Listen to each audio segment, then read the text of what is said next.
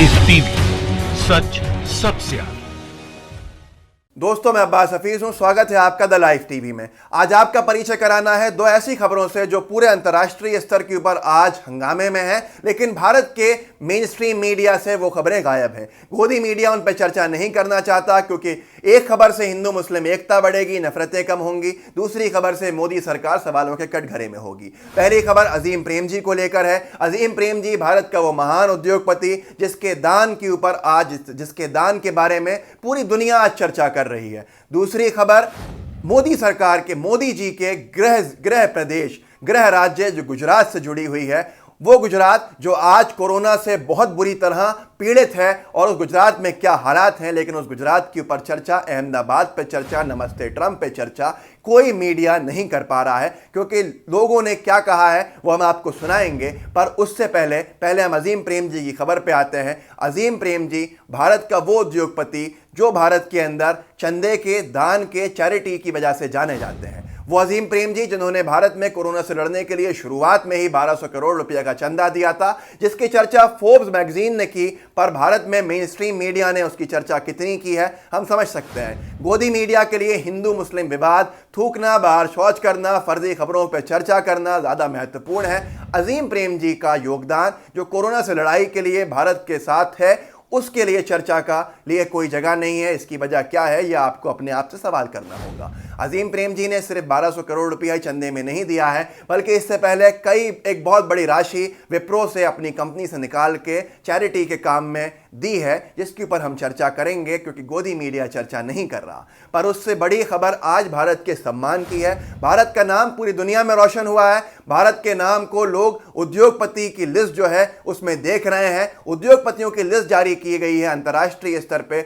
वो 10 उद्योगपति जिन्होंने सबसे ज्यादा चंदा दिया है कोरोना से लड़ने के लिए अपने अपने देशों में या बाहर के देशों में, जहां पर भी। उस लिस्ट के अंदर पहला नाम ट्विटर के मालिक का है, दूसरा नाम बिल गेट्स का है, तीसरा नाम अजीम प्रेमजी का है। वो अजीम प्रेमजी जो भारत के उद्योगपति हैं, वो अजीम प्रेमजी आज दुनिया भर में चर्चा में है कि एक भारत का उद्योगपति जिसने सबसे ज्यादा चंदा दिया भारत में, और तीसरे नंबर का चंदा देने वाला व्यक्ति है अंतर्राष्ट्रीय स्तर पर क्यों मेन स्ट्रीम मीडिया से गायब है? आपको सवाल करना चाहिए आज। ये तो भारत के लिए खुशी की बात थी, ये तो भारत के लिए कामयाबी की बात थी, लेकिन ये चर्चा का विषय नहीं है। एक भारत के बड़े उद्योगपति, सबसे बड़े उद्योगपति थाली और ताली बजाते हैं तो उसका वीडियो सबके सामने आता है। वो उद्योगपति पैसा कमाने में अजीम प्रेमजी से डबल होंगे, दुगने होंगे, लेकिन चंदा देने में आधे भी नहीं है। आज हमें सोचना होगा कि हम कहां जा रहे हैं। भारत में क्यों हिंदू मुस्लिम नफरतें बढ़ रही हैं? वो इसलिए बढ़ रही हैं कि गोदी मीडिया फर्जी खबरों पर चर्चा करने में इच्छुक रहता है, लेकिन असली खबरें जो भारत में हिंदू मुसलमान को करीब लाती हैं उस पर चर्चा नहीं होती है। कितना आपने आर पार का डिबेट देख लिया, कितना आपने पूछता है भारत देख लिया, कितना आपने डीएनए का शो देख लिया अजीम प्रेमजी को लेकर। क्या अजीम प्रेमजी की गलती सिर्फ इतनी है कि वो भारत के अंदर एक मुस्लिम है, वो भारतीय मुसलमान है, और उनके अच्छे कामों से भारत के मुस्लिम समाज की छवि अच्छी होगी? एक आतंकवादी अगर मारा जाता है, एक आतंकवादी आतंकवाद फैलाता है, मुसलमान होता है, तो पूरा मुस्लिम समाज कटघरे में खड़ा कर दिया जाता है। लेकिन एक अजीम प्रेमजी अगर चंदा देते हैं तो उसकी कोई चर्चा भी नहीं होती है। मैं आपको कुछ रिएक्शंस दिखाना चाहता हूं मोदी जी के अनभक्तों के, जिन्होंने ठेका लेके रखा है ट्विटर पे गंद फैलाने में और हिंदू मुस्लिम करने में। एक लिखते हैं भाजपा के अनभक्त, जिनके ट्विटर प्रोफाइल पे आप जाएंगे इन सब की तो आपको भाजपा के समर्थन के ट्वीट्स दिखेंगे। ये लिखते हैं अजीम प्रेमजी को पता है कि उसके पूर्वज हिंदू ही थे, इसलिए वो नाम से मुसलमान है, लेकिन है तो वो हिंदू ही। ये बात तुम लोगों को पता है कि तुम्हारे पुरखे हिंदू हैं जो मार मार के मुसलमान बनाए गए थे। कन्वर्टेड मुस्लिम हो तुम सब इंडिया में। अजीम प्रेमजी का दान इनके लिए इस तरह से समझा जाता है, या आप समझ सकते हैं। सागरिका घोष लिखती हैं कि अजीम प्रेमजी को अगर कोई असली में हकदार है भारत रत्न का तो वह अजीम प्रेमजी हैं, और अजीम प्रेमजी को भारत रत्न मिलना चाहिए क्योंकि उन्होंने 1125 करोड़ रुपया दान दिया है, जितना किसी ने भी दान नहीं दिया, बल्कि इसका आधा भी नहीं दिया। उसके बाद उसके नीचे जिन्होंने ठेका लेकर रखा है अंधभक्त हर्ष यादव लिखते हैं, तुमसे किसने पूछा बिकी हुई पत्रकार। इनको तकलीफ हो गई अजीम प्रेमजी के नाम से। और आखिरी में लिखते हैं भाग रंडी। ऐसे शब्दों का उपयोग सिर्फ और सिर्फ भाजपा समर्थक कर सकते हैं। मुझे अफसोस होता है कि ये एक महिला के बारे में कह रहे हैं और एक ऐसी खबर पर कह रहे हैं जिसने भारत का नाम रोशन किया। एक और हैं सिद्धार्थ मिश्रा, जिन्होंने लिस्ट बनाई है, लिस्ट लिखी है उन बड़े दानवीरों की जिनके नाम से इन्होंने फर्जी खबर लिखी है, जिन्होंने चंदा दिया है। तो आगे नीचे लिखते हैं एक व्यक्ति, उसमें अजीम प्रेम जी ने भी डोनेट किया है अमाउंट, आप इसको कंफर्म करके इसमें लिखिए। तो वो सिद्धार्थ मिश्रा नफरतों के सौदागर लिखते हैं कि अजीम प्रेम जी ने अभी आज तक कोरोना में कुछ नहीं दिया है, धर्मपाल जी हिंदू हैं आदि, इस तरह की बातें लिखते हैं। तो ये अजीम प्रेम जी जिनके डोनेशन आज की तारीख में सिर्फ 1200 करोड़ नहीं बल्कि अगर कुल मिलाया जाएगा तो पिछले साल इन्होंने भारत की सेवा के लिए 50,000 करोड़ लगभग 52,000 करोड़ रुपया दान दिया था और इनका डोनेशन चैरिटी आज 1.5 लाख करोड़ पहुंच चुकी है। इसका एक अपने आप में इतिहास है कि भारत में इतना चंदा किसी उद्योगपति ने कभी नहीं दिया, पर यह मेन स्ट्रीम मीडिया से गायब है। दूसरी खबर महत्वपूर्ण है, वो कोरोना के सिलसिले के अंदर गुजरात से जुड़ी हुई है, जिस गुजरात ने जिस मीडिया ने दिल्ली को, तमिलनाडु को, मरकज को बहुत बड़ा चढ़ के बताया था, पर वही गोदी मीडिया आज गुजरात के ऊपर मौन है, जबकि गुजरात आज दूसरे नंबर का राज्य है उन भारत के राज्यों के अंदर जो कोरोना से सबसे ज़्यादा संक्रमित हैं, पीड़ित हैं। गुजरात के बारे में चर्चा नहीं की जा रही है, जबकि अगर आपको मैं दिखाऊं तो गुजरात में आप देख सकते हैं स्क्रीन के ऊपर 47% केसेस बढ़े हैं एक हफ्ते के अंदर। और गुजरात के सबसे बड़ी हैरत की बात है कि 70% जो केसेस हैं गुजरात में वो अहमदाबाद से हैं। ये वही अहमदाबाद है जहां नमस्ते ट्रंप इवेंट हुआ था, लगभग 1.25 लाख से 1.5 लाख लोग जमा हुए थे बिना सोशल डिस्टेंसिंग के।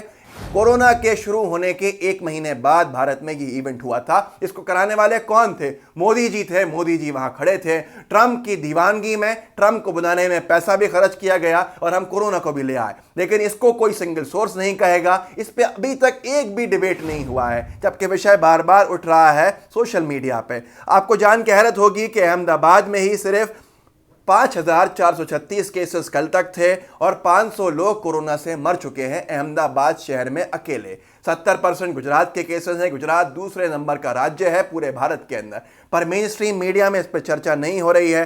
अर्नब, अमीश देवगन, सुधीर चौधरी एक भी डिबेट इस पूरे विषय पर करने से रुके हुए हैं। आपको जान के हैरत होगी कि गुजरात के अंदर आज ये हालात बन गए हैं कि अहमदाबाद के कमिश्नर ने खुद कहा है कि यहां का डबलिंग रेट अहमदाबाद शहर का जितना है जितना अमेरिका का है, और यूएसए के डबलिंग रेट के हिसाब से अगर अहमदाबाद चलता रहा कि हम हर 4 दिन में डबल होते जा रहे हैं तो 1 महीने के अंदर 8 लाख केसेस होंगे। पर मोदी जी से सवाल कोई नहीं करेगा, क्योंकि ये मोदी सरकार को सवालों के कटघरे में खड़ा कर दिया जाएगा।